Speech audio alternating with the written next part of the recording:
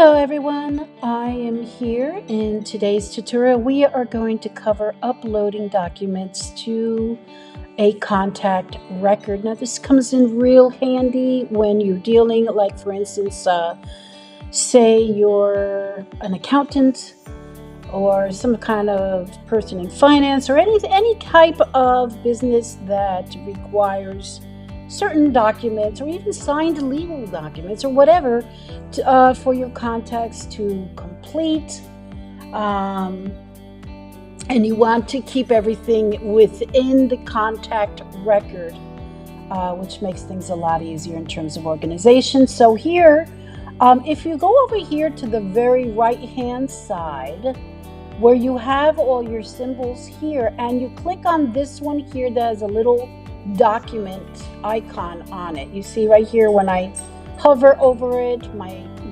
cursor changes and it says document. So we're going to go ahead and do that, and then we're going to up here under documents right here we're going to say add.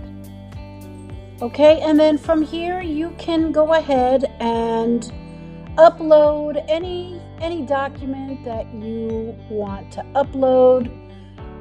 Okay, I am uploading this document. I found it. Here's the name of the document. If I change my mind, I can, before hitting upload, you can go ahead and X out and then it'll help you find it again. But in this case, I'm just going to go ahead and click upload. And there you have it. Okay, so it's right here. And then you see I've got three little dots right here. You click on that, you can download it, you can preview it. So we're going to go ahead and preview it, and there you have it. It's a PDF. So I hope that this was informative for you, and go ahead and start uploading those documents related to your clients. If you're new to GoHighLevel and looking for a way to shorten your learning curve and get up and running quickly, check out Real Leads Finder Pro's courses.